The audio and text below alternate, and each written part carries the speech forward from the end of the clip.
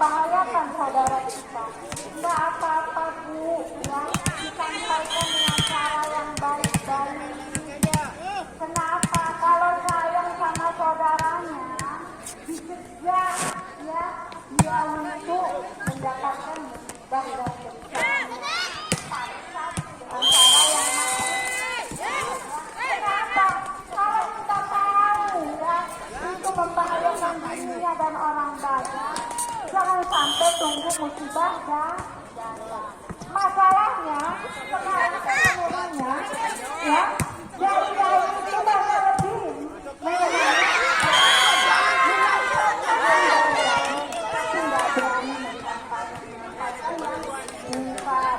karena nanti dimusuhi nggak dipanggil lagi nggak dapat amplop ya Bu.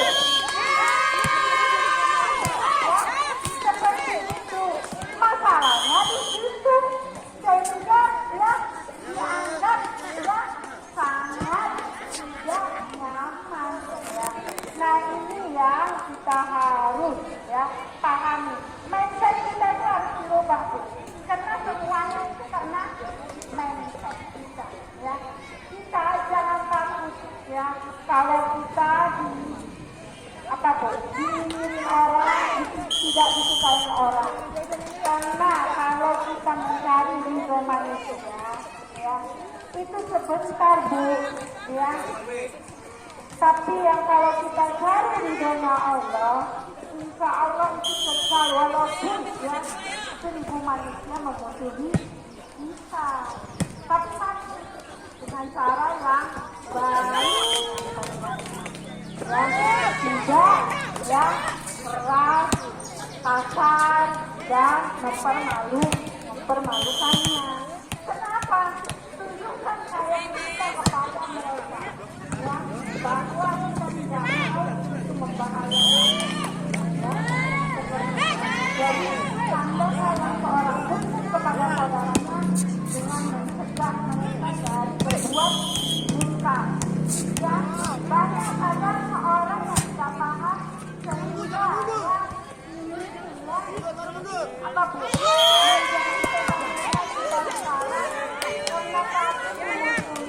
Orang menjadi tua, nak ya. Suka-suka lah kepada pasangan yang marah, ya kan? Mungkin buat yang ajak. Tapi kalau dapat orang hati, ya,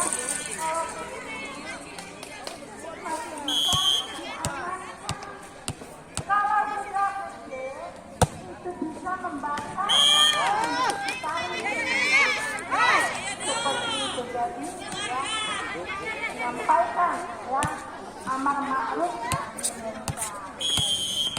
Yang ketiga ya mereka yang istiqomah menjaga sholat. Bu, tadi siapa sholat zuhur yang tepat waktu? Kalau perempuan nggak usah lah berjamaah. Berat ya Bu? Iya. Tepat waktu siapa? Siapa yang itu kan sholat zuhur. Yang tepat waktu siapa tadi Bu? Nah itu ada 1, 2, 3, 4, ayo Bu, 5. Nah di sini ada 50 orang baru 5 yang tepat waktu Bu. Gimana Bu?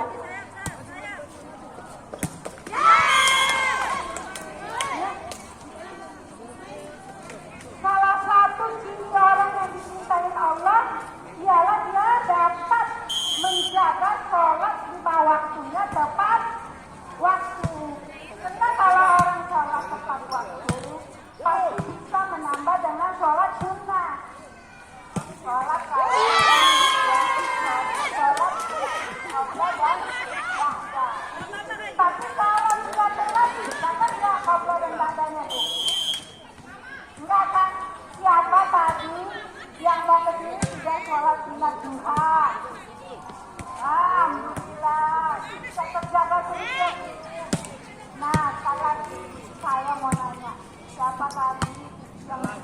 Sholat subuh.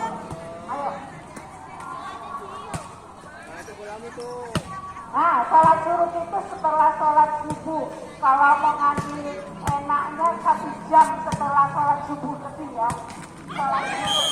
Ya Bu, namanya. Sholat subuh itu derajatnya sama dengan umroh dan haji. Ya, itu jarang sekali orang dapat. Karena disibukkan dengan kesibukan rutinitas dunianya. Sarapan pagi lah, anak mau bersekolah lah, berjalan. Padahal itu setiap sepanjang hidup ya Bu. Iya kan? Dilakukan. Bisa nggak di manajemen itu Bu? Bisa kan? Tapi ya bagaimana bisa ya mengejar sholat subuh? Siap. Apa penting dan banyak ditinggalkan orang itu. Ya, karena apa? Kalau kita tidak istiqomah, ya, jaga sholat kita dengan baik. Ibu lihat ya, bisa buka di surat Al-Mu'minun Bu, ayat 9 sampai 11. Siapa yang bisa buka Qurannya? Ayo.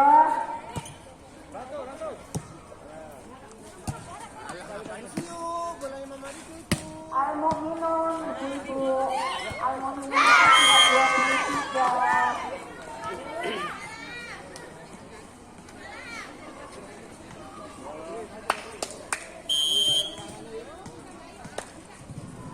Tidak ada yang dapat.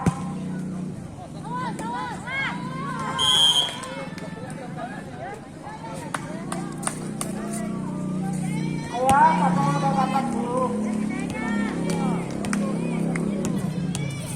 Ya, baca Bu. Surat 9 sampai 11. Ayat 9 sampai 11.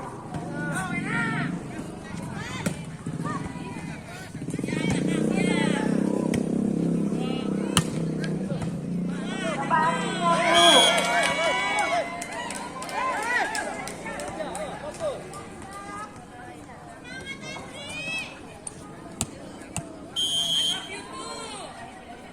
Ya.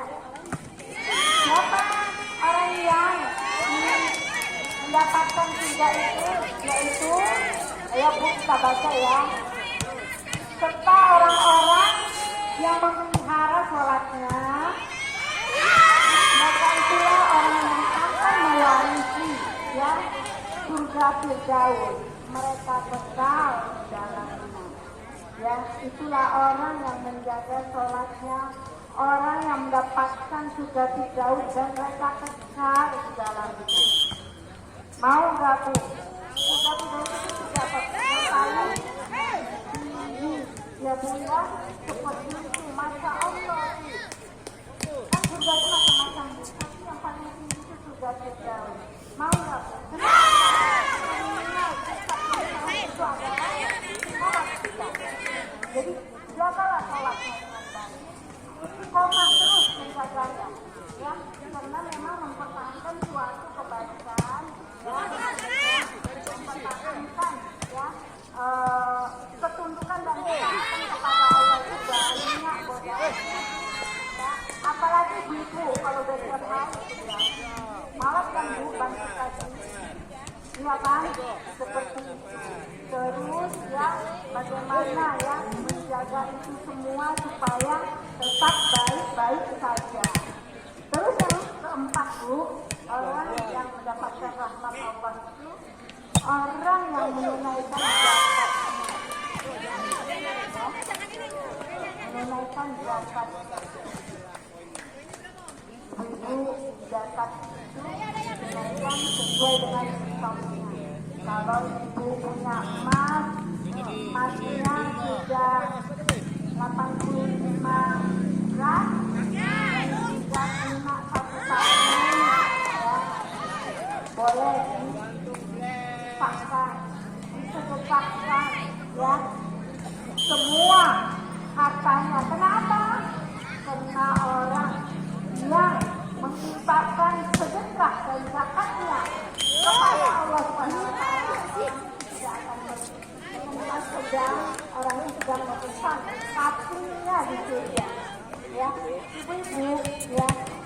kita aja mau beli rumah itu pakai DP kan, dia dapat rumah itu kita paksain Bu, pakai kata bismillah apa aja dibelain ya Bu ya, supaya apa yang kita dapatkan, kita inginkan dapat terlaksana. Dan kita merasakan bahwa itu masa depan kita, DPI rumah, DPI mobil ya Bu ya, seperti itu. Benar kan? Benar atau setuju? Benar.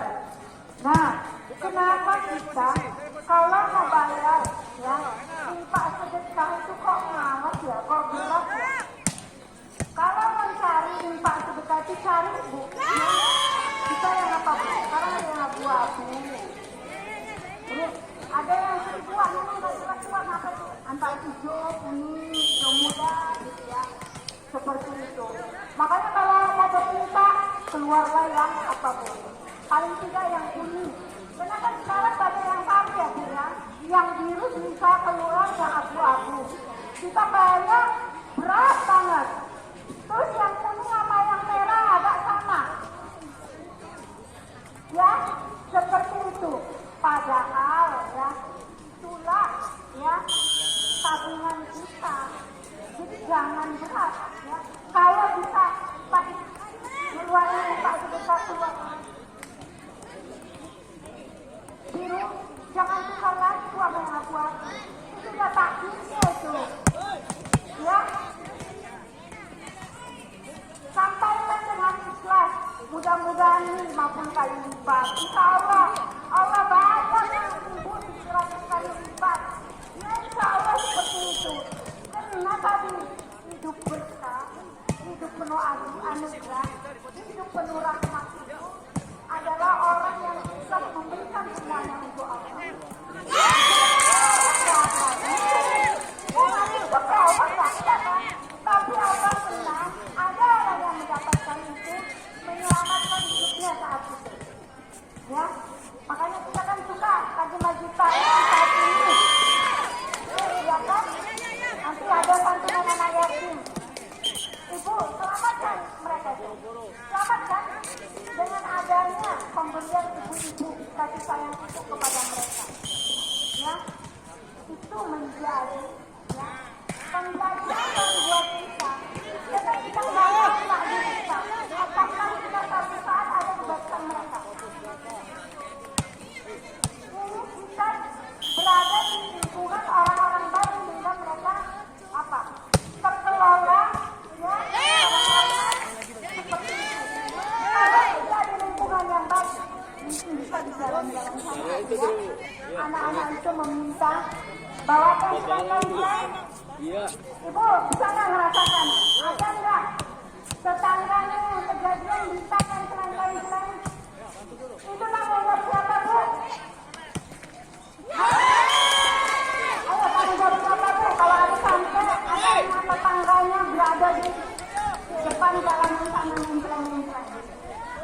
Tanggung jawab siapa itu Bu? Tanggung jawab kita semua.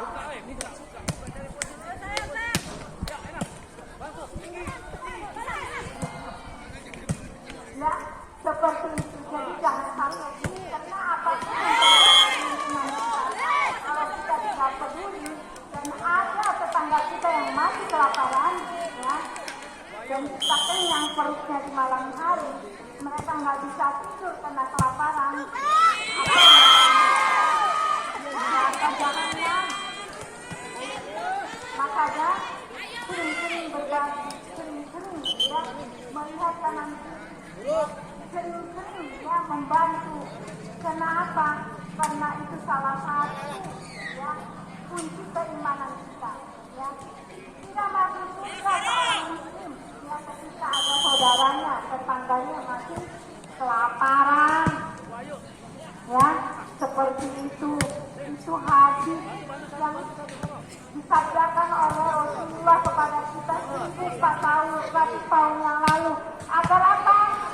Agar kita jangan minta surga doang, tapi tidak mau ya mengikuti syarat-syaratnya. Karena surga itu ya sebenarnya mudah ya, asal kita mau mengikuti syarat yang berlaku. Neraka itu Bu sulit, tapi kita bisa ngejar-ngejarnya ya, bisa ya menghabiskan waktu, tenaga dan rupiah kita untuk mengejar neraka ya, seperti itu. Yang terakhir Bu,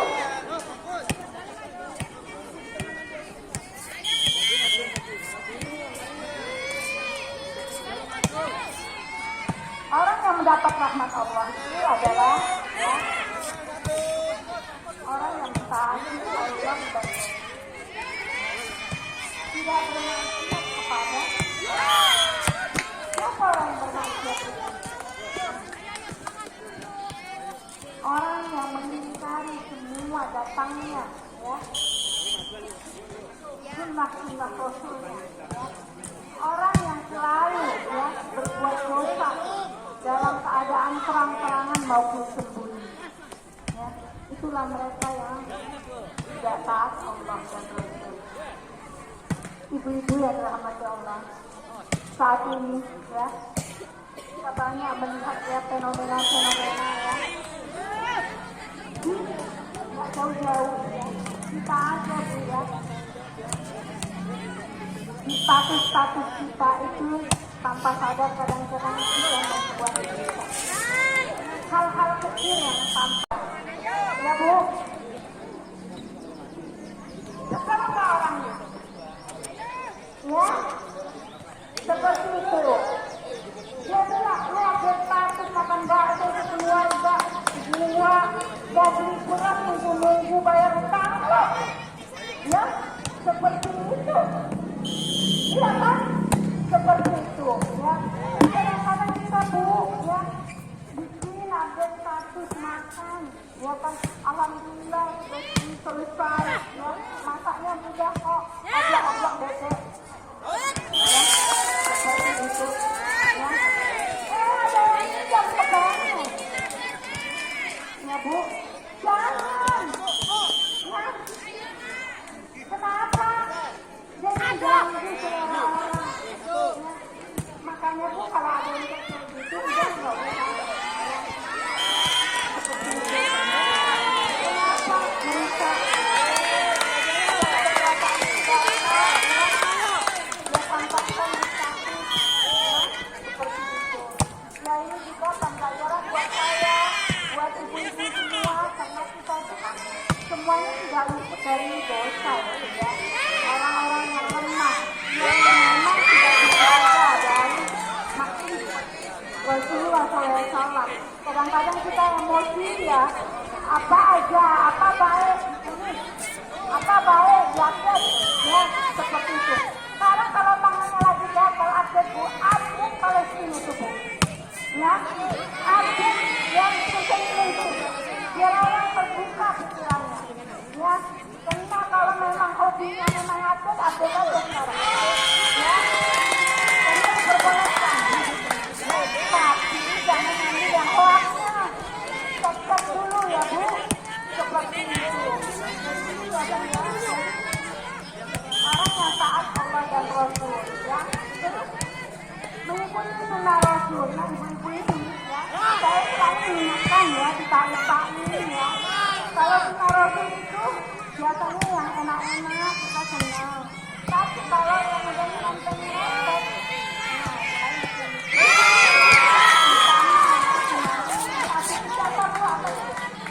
apa ya Bu? Ayo Bu, udah yang senyum-senyum tetap, karena kita juga tidak mau ya melaksanakannya, tapi tetap kita terima apa Bu? Sunnah Rasul yang mana Bu? Maksudnya apa Bu? Yang paling janji ya Bu ya. Ibu, ini kan banyak kadang-kadang kejadian ya Bu ya, kita menganggap orang menikah 2 kali itu ya, ya orang yang apa Bu? Yang orang yang terpinggirkan ya. Orang yang menikah kedua itu ya second opinion ya, seperti itu. itu kita menolak masyarakat kita. Padahal itu sunnah Rasul. Memang kadang-kadang ya ada ya orang-orang yang salah milih. Karena kan diperintahkan Rasul itu kan untuk melindungi perempuan, untuk menyantuni laki-lakinya. Kadang malah diberi apa bu? Dan saya yang muda. Seperti itu gitu ya. Seperti itu tidak. Jadi kalau memang ya ada peristiwa lingkungan kita ada yang terjadi ya dalam perjalanan hidup kita yang kita jangan menjadi orang yang apa bu ya yang merusak ya dan nyinyir tentang itu karena kita tidak tahu ya tadi hidup itu tuh seperti apa. Sebenarnya semua orang yang ada mau mengalami hal-hal itu yang dihadapinya dalam hidupnya ya. Tapi kadang-kadang orang itu tidak punya pilihan apa-apa ya untuk ya memilih apa yang terbaik ya. Jadi jauhkan diri kita dari ini.